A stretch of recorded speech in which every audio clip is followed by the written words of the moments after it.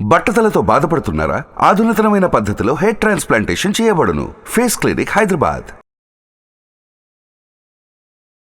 Hi hello నమస్తే, welcome to Suman TV. ప్రస్తుతం మనతో ఉన్నారు ఫినాన్షియల్ అడ్వైజర్ నందూరి రవికుమార్ గారు. సార్తో మాట్లాడదాం. నమస్తే సార్. నమస్తే రమ్మా.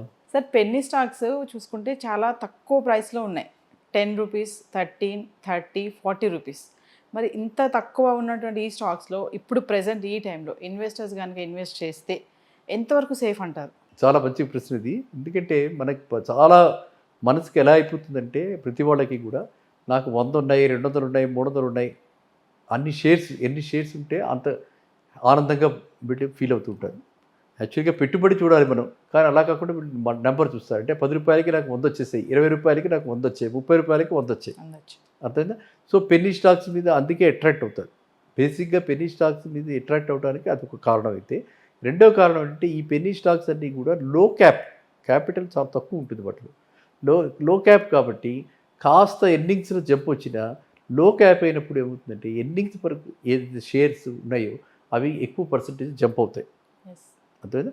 ₹1,00,00,000 మీద సపోజ్ ఒక కంపెనీకి ₹1,00,00,000 అనుకోండి. ₹1,00,00,000కి వాళ్ళు 50 లక్షలు సంపాదిస్తున్నారంటే 50% సంపాదిస్తున్నారు కదా. 50% 50 లక్షలు కాస్త వాళ్ళు అది 75 లక్షలు అయిందంటే 50% జంప్ అయినట్టే. ప్రాఫిట్ 50% జంప్ అయినట్టుంది. అందువల్ల ఏంటంటే ఈ కంపెనీలలో ఎక్కువగా మనము జంప్స్ చూస్తూ ఉంటాం. జంప్ అన్నది ఈ కంపెనీస్లో ఎక్కువ వస్తూ ఉంటుంది. ఎప్పుడైతే ఈ ఎర్నింగ్స్ అలా పెరుగుతాయో ఈ కింద ఉన్నటువంటి షేర్ వాల్యూ కూడా ఆ విధంగా జంప్ అవుతూ ఉంటుంది, రిఫ్లెక్ట్ అవుతూ ఉంటుంది.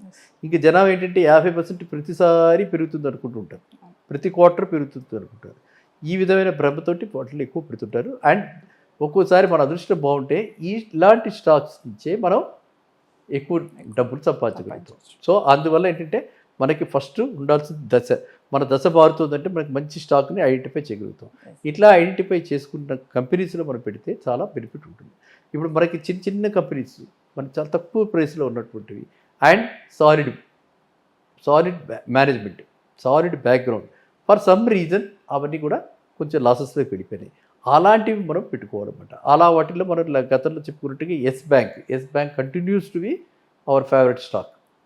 ఎస్ బ్యాంక్ అనేది ఇప్పటికి కూడా పెట్టుకోవచ్చు. ఈ రేంజ్లో కూడా ఇప్పుడు ఉన్న 25 రూపీస్ కూడా కొనుక్కుంటే మళ్ళీ షార్ట్లీ అది 35 రూపీస్ అవుతుంది. వెరీ షార్ట్లీ, మ్యాక్సిమం 2 months లోపల 35 రూపీస్ అవ్వే అవకాశం ఉంది. 25 నుంచి 35 అంటే ఎంత ప్రాఫిట్? 10 రూపీస్ అంటే 40% ప్రాఫిట్. 2 monthsలో 40% వచ్చే అవకాశం ఉంది. గ్యారెంటీ కాకపోయినా అవకాశం అయితే డెఫినెట్గా ఉంది. 10-20% అయితే 10% అంటే 25 నుంచి 30 అయితే చాలు, ఈ హ్యాపీలే అవుతుంది, కళ్ళు మూసుకుని అవుతుంది 2 months లోపల. సో అది మంచి పెన్నీ స్టాక్ మనకి. ఈ విధంగా అలాగ మనం ఆలోచించుకుంటూ నెక్స్ట్ స్టాక్ చూసుకుంటూ పోతే మనకి ఈ ఏవైతే మనకి యూకో బ్యాంక్ కూడా పబ్లిక్ సెక్టర్ బ్యాంకు. ఇన్ని బ్యాంకులు మెర్జ్ అయిపోయినాయి, కానీ ఇది మెర్జ్ చేయకుండా దీన్ని ఉంచారు. ఎందుకంటే దానిలో సత్తా ఉంది. అది మనకి వెస్ట్ బెంగాల్లో ఉంది. So UCO bank solid bank. UCO bank అక్కడ లోకల్గా చాలా పాపులర్ బ్యాంకు. ఇక్కడ కూడా మనకి కొన్ని బ్రాంచెస్ ఉన్నాయి. యూకో బ్యాంక్ ఇది వెరీ సాలిడ్ కాబట్టి దానిలో కూడా ఇప్పుడు అది యూకో బ్యాంక్ అరౌండ్ 40 రూపీస్ అంతా ఉంటుంది. సో 40 రూపీస్ అది ఖచ్చితంగా 60 రూపీస్ అయ్యే అవకాశం. ఆల్ వీఆర్ టాకింగ్ ఉండేప్పుడు 1 క్వార్టర్లోనే అంత వెళ్ళి టచ్ అయ్యి మళ్ళీ కిందకి రావచ్చు. అది టచ్ అయిపోయి అక్కడే ఉంటుందని మనం అంటారులా. అక్కడ టచ్ అయినప్పుడు అమ్మేసుకోవాలి. ఓకే, 50 మన 60 ఏం చేయకపోతే 55కి అమ్మేసుకోవాలి. 40 నుంచి 55 ఏంటంటే చాలా పెరిగినట్టే కదా. మనకు కావాల్సింది ఏముంది? మన ఏమల్లా 15 to 20% పెరిగిందనంటే చాలా పెరిగినట్టు లెక్క. అలా యూకో బ్యాంక్, అలా ఐఓబి, ఇండియన్ ఓవర్సీస్ బ్యాంక్ కూడా ఒకప్పుడు చాలా బాగా చేసినటువంటి బ్యాంక్ అది. వేరియస్ ఎకనామిక్ కండిషన్స్ వల్ల ఆ విధంగా తయారైంది. సో అది కూడా మనం పరిగణలోకి తీసుకోవచ్చు. ఈ 3 బ్యాంకుల్లో బ్యాంకింగ్ సెగ్మెంట్, ఎందుకు నేను బ్యాంకింగ్ సెగ్మెంట్ మీద ఫస్ట్ ఫోకస్ ఇస్తున్నా అంటే బ్యాంకింగ్ సెగ్మెంట్లో మీకు ఎప్పుడు ఎకానమీ బాగుంటే అప్పుడు బ్యాంకింగ్ సెగ్మెంట్లో రివైవల్ ఎక్కువ ఉంటుంది. పాత లోన్స్ ఏవైతే ఉన్నాయో బ్యాడ్ డెట్స్ రికవరీ అవుతాయి, కొత్తవి మంచి లోన్స్ ఇస్తాం, దాని మీద ఇన్కమ్ వస్తుంది. కాబట్టి బ్యాంకింగ్ సెక్టర్లో టర్న్ అరౌండ్, అంటే దీన్ని టర్న్ అరౌండ్ అంటారు. అంటే నెగిటివ్ నుంచి పాజిటివ్ చక్క మనకి క్విక్గా టర్న్ అరౌండ్ అవటం, క్విక్గా ఎర్నింగ్స్ నుంచి ఇంప్రూవ్ అవటం, అది పాసిబిలిటీ ఉంది ఫైనాన్స్ సెక్టర్లో. అందులో బ్యాంకింగ్ లీడింగ్ అనమాట. అలాగే ఎన్బిఎఫ్సిస్లోకి వెళ్తే మనకి చిన్న చిన్న కంపెనీస్, ఎల్ఎన్టీ ఫైనాన్స్, అంటే ఇవన్నీ మనం చూసుకోవాల్సింది ఏంటంటే గ్రూప్ కంపెనీస్లో పెట్టాలి. ఎల్ఎన్టీ ఫైనాన్స్ హోమ్ అంటే ఎల్ఎన్టీ పెద్ద కంపెనీ, దానికి ఒక చిన్న subsidiary L N T home finance. LIC చాలా పెద్ద కంపెనీ, దానికి ఒక సబ్సిడరీ చిన్నది LIC housing finance. Punjab national bank పెద్దది, దానికి పిఎన్బి హౌసింగ్ ఫైనాన్స్. ఇలాంటి వాటికి ఎందుకు అంటే అక్కడ మదర్ ఇన్స్టిట్యూషన్ అంటాం దాన్ని, ఇది చైల్డ్ మదర్ సపోర్ట్ ఉంటుంది కదా. ఇప్పుడు అశోక్ లైలాండ్ ఫైనాన్స్ ఇదివరకు ఉండేది, ఇప్పుడు లేదు, దాన్ని మెర్జ్ చేసేసారు. అలాగా మనకి ఇప్పుడు తమిళనాడులో చాలా ఉన్నాయన్నమాట నా ఎన్బిఎఫ్సిస్. వాటన్నిటికీ కూడా main company promoters companies, main companies mother company support ఉంటుంది, ఆ అంబ్రెల్లా ఉంటుంది, దానికి గుడ్ విల్ ఉంటుంది. దానికి గుడ్ విల్ చాలా ఎల్ఎన్టీ అనగానే అందరూ ఆ కంపెనీని గుర్తు తెచ్చుకుంటారు. ఈ చిన్నదే కానీ దాన్ని గుర్తు తెచ్చుకుంటారు. అలాగే ఎల్ఐసి అంటే మరి వరల్డ్లోనే అంత పెద్ద ఆర్గనైజేషన్ అయితే ఇన్సూరెన్స్ కంపెనీస్లో లేదు అలాంటి లైఫ్ ఇన్సూరెన్స్ కంపెనీ. సో అందువల్ల ఆటోమేటిక్గా ఎల్ఎన్టీ హౌసింగ్ ఫైనాన్స్ కానీ అందరూ హ్యాపీగా తీసుకుంటారు. ఓకేనా. సో ఇప్పుడు మనం రివైవల్ అలా చూసుకుంటూ పోతుంటే ఇది వరకు ఇండియా బుల్స్ అని ఉండేది, ఇప్పుడు ఆ ఇండియా బుల్స్ని ఓన్లీ ఐవి రియల్ ఎస్టేట్ అని చెప్పి రియల్ ఎస్టేట్ కంపెనీ ఒకటి ఉంది, అది కూడా రివైవ్ అవుతుంది. అంతకుముందు దెబ్బతిన్న కంపెనీస్ అన్నీ కూడా ఇప్పుడు రివైవ్ అవుతున్నాయి. ఈ ఎకానమీ ఎప్పుడైతే టర్న్ అరౌండ్, మన ఎకానమీనే బూస్టప్ చేస్తుంది కాబట్టి ఈ కంపెనీస్లో అన్నింటిలో టర్న్ అరౌండ్ ఉంటుంది. కాబట్టి పెన్నీ స్టాక్స్లో పెట్టుకోవాలి అంటే మనం చూడాల్సిందల్లా వెనక ఉన్నటువంటి బ్రాండ్, వెనక ఉన్నటువంటి సపోర్టు, గతంలో వీళ్ళకి ఏ విధంగా గత వైభవం ఎంత ఉందో చూసి అందులో కొంత భాగం అన్న రిస్టోర్ అవుతుంది. కాబట్టి క్విక్గా రిస్టోర్ అవుతుంది. కాబట్టి ఈ కంపెనీస్లో పెట్టుబడి పెడితే మనం కమింగ్ 3 monthsలో minimum 15 to happily maybe upward 50% దాకా, 15 to 50% దాకా అంటే చెప్పుకునే రీతిలో గణనీయంగా రావడానికి అవకాశం ఉంది.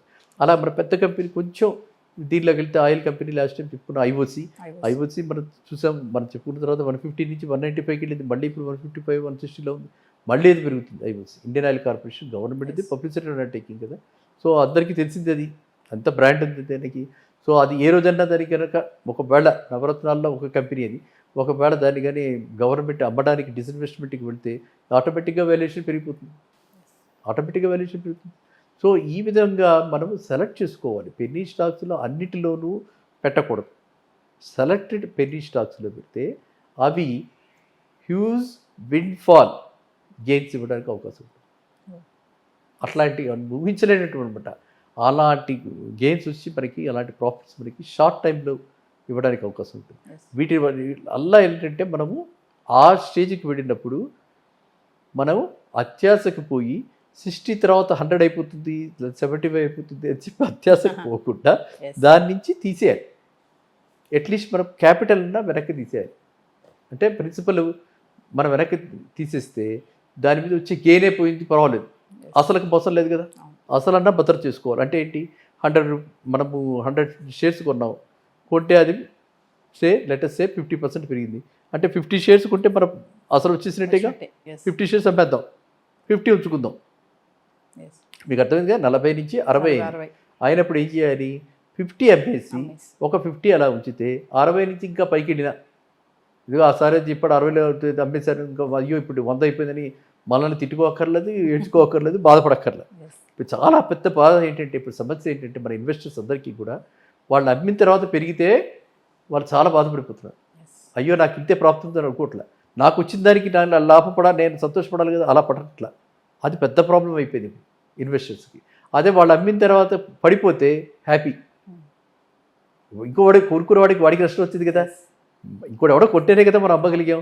కాబట్టి ఆ సిచ్యువేషన్ని మనం మెంటల్గా మనం ఆ సిచ్యువేషన్ నుంచి దూరం అయిపోయి మన డిటాచ్డ్గా చూసి నేను ఎంతవరకు లాభం పొందా, నా వరకే నేను చూసుకోవాలి. నాకు 40 నుంచి 60కి వెళ్ళిందంటే 50% గెయిన్.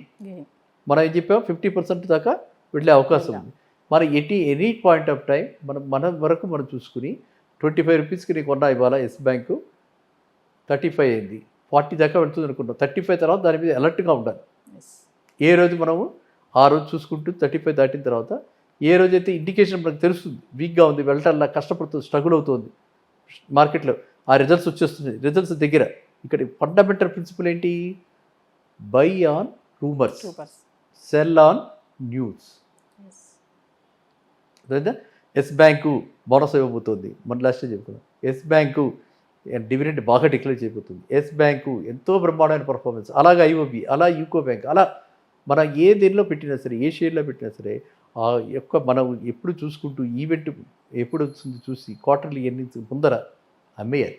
ఎందుకంటే న్యూస్ రాగానే చాలామంది డిసప్పాయింట్ అవుతారు. మనం అనుకున్నంత విధంగా రిజల్ట్స్ ఉండకపోవచ్చు. ఎందుకంటే మనం ఎప్పుడు కూడా మన ఎక్స్పెక్టేషన్స్ ఎప్పుడు కూడా స్కై హై.